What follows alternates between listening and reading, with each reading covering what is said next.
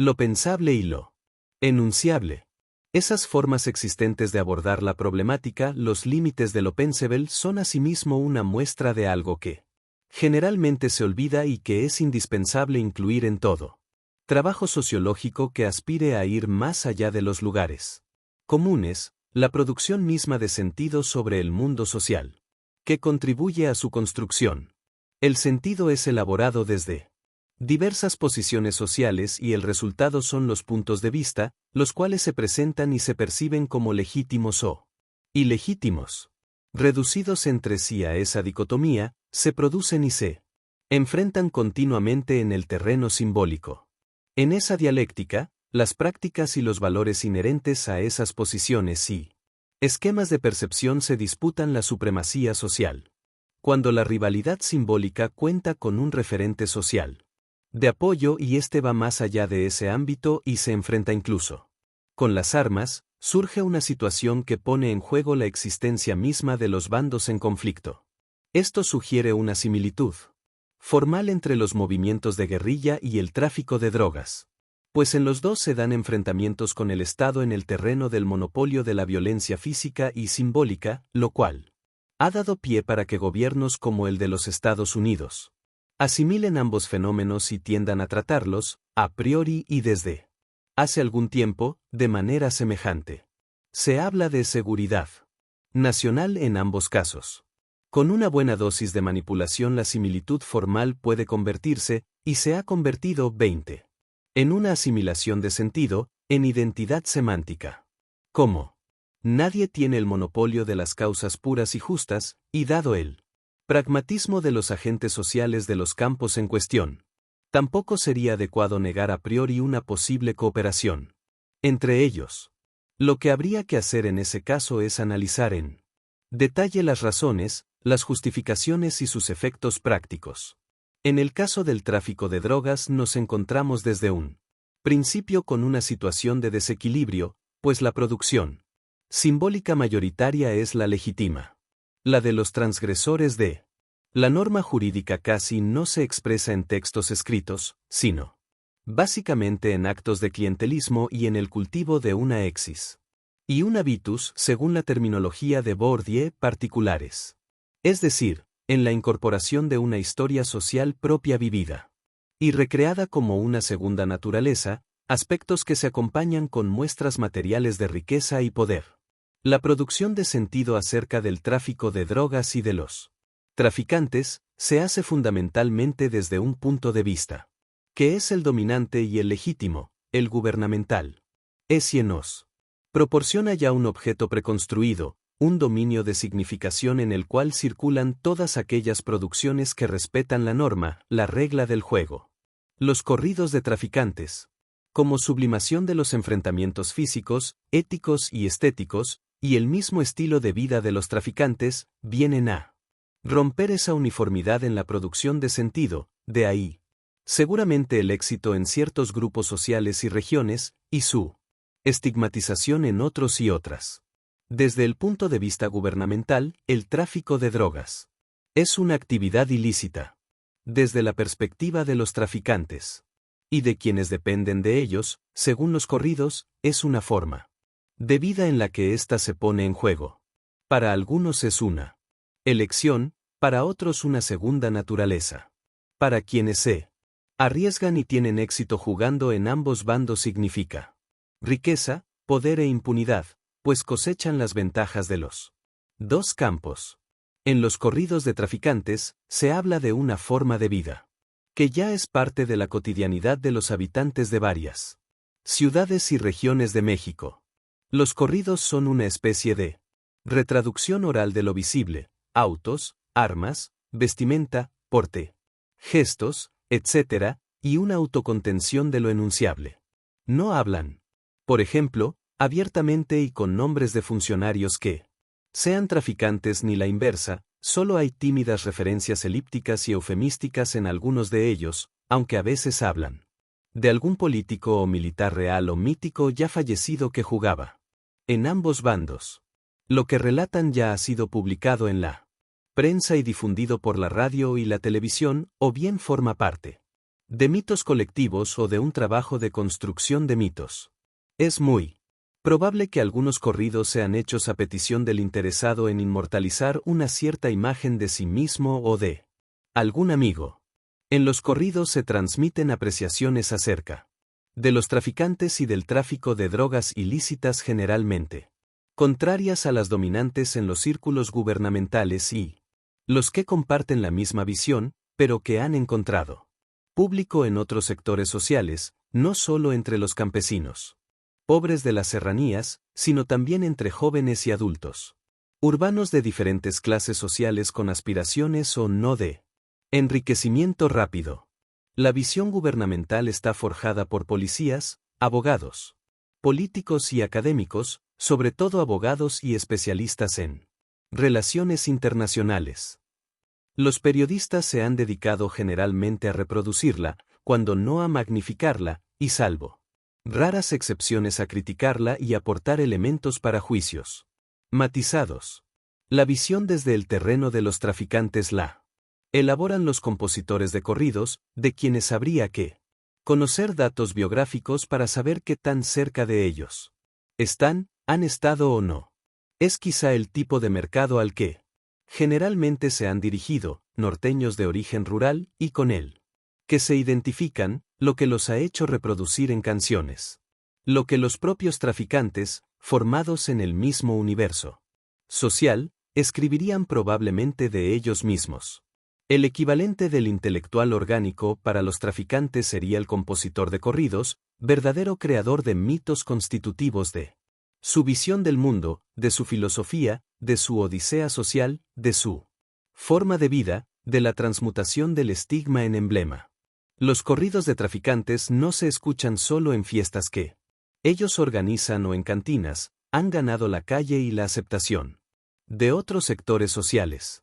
Es posible escucharlos en mercados, discotecas, casas y fiestas de particulares no relacionados con la actividad ilícita.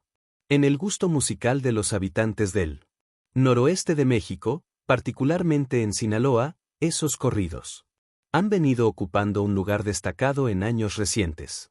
Hay jóvenes de diversas clases sociales que conocen y aprecian tanto los últimos éxitos de rock, como los corridos interpretados por algún grupo de música norteña o un solista acompañado por la tambora sinaloense.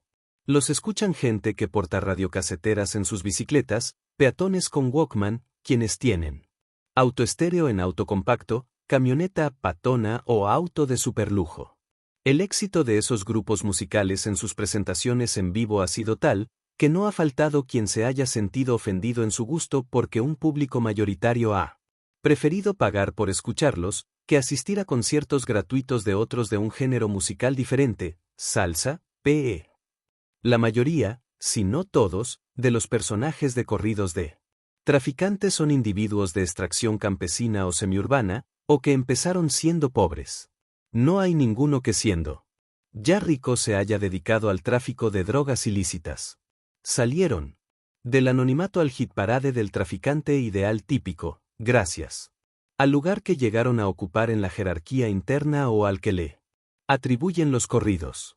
No sería exagerado afirmar que esos corridos son una especie de memoria histórica y códigos de orientación ética para quienes se dedican a esa actividad o aspiran a hacerlo, narran sus epopeyas y las luchas entre los héroes y los villanos, categorías que no corresponden a las de las versiones gubernamentales. En su mayoría originarios de regiones rurales, especialmente serranas, los traficantes acompañan su existencia con la música de su gusto, corridos norteños y tambora sinaloense. Los corridos de traficantes tienen en un principio la música norteña como acompañamiento, pero contribuyen a valorizar también la música típica de una región donde han surgido algunos de los traficantes más conocidos, Sinaloa. Ese gusto musical le dio una proyección mayor, al incrementar la demanda, a esos géneros musicales y también produjo una modificación en los contenidos tradicionales de las canciones acompañadas por la tambora.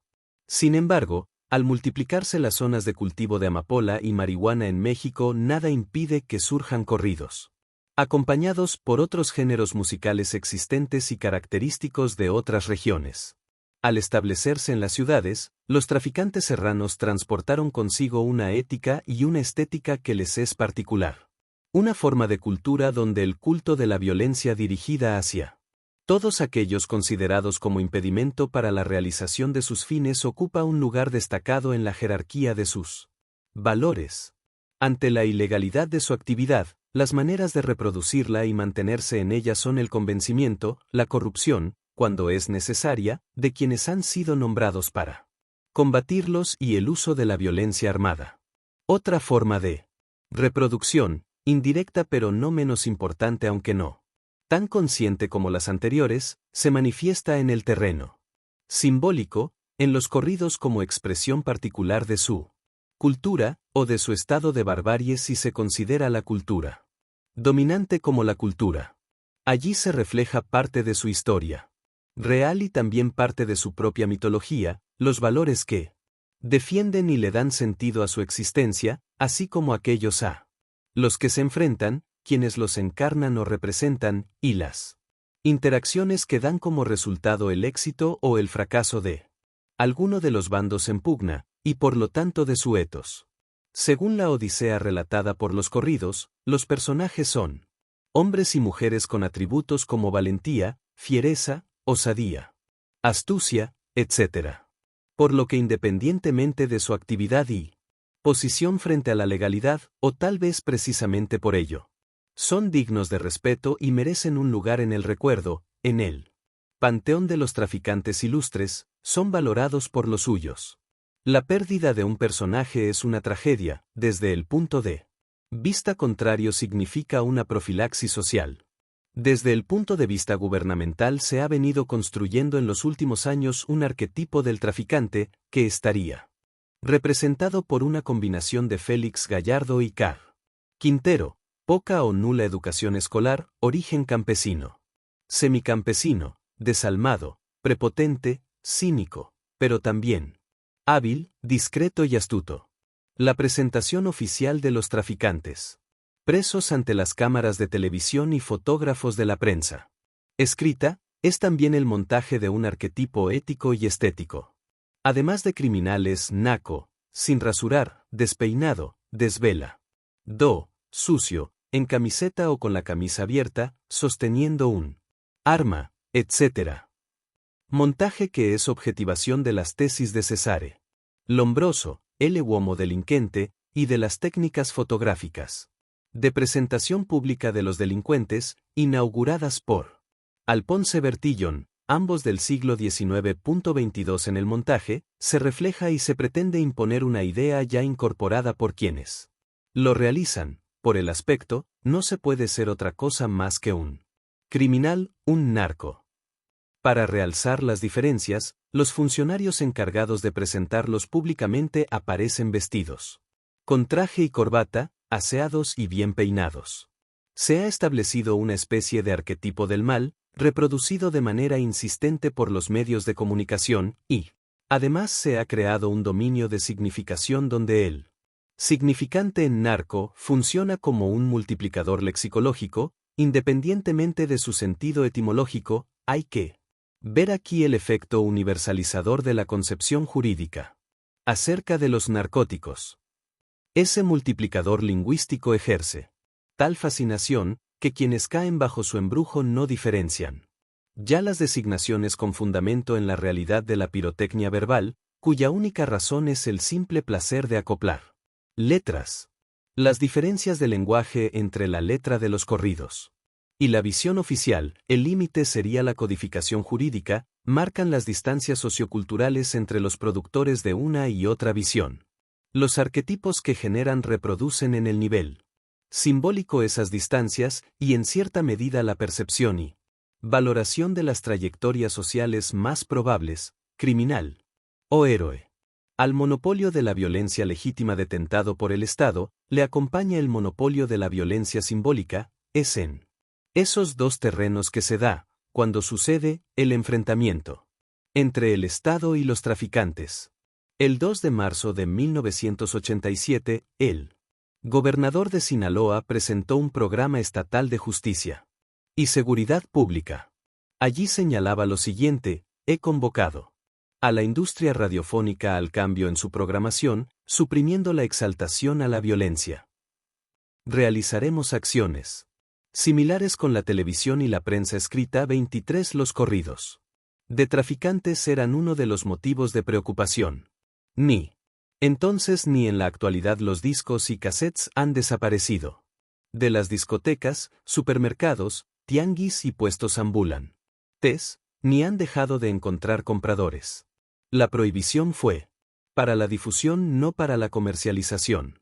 Los mecanismos de vigilancia no parecen haber sido muy estrictos, suponiendo que hayan existido, pues en el canal de TV de Culiacán se anunciaba, diciembre de 1990, un negocio de venta de camionetas, ubicado en la colonia Tierra Blanca, con el fondo musical del corrido La Camioneta Gris.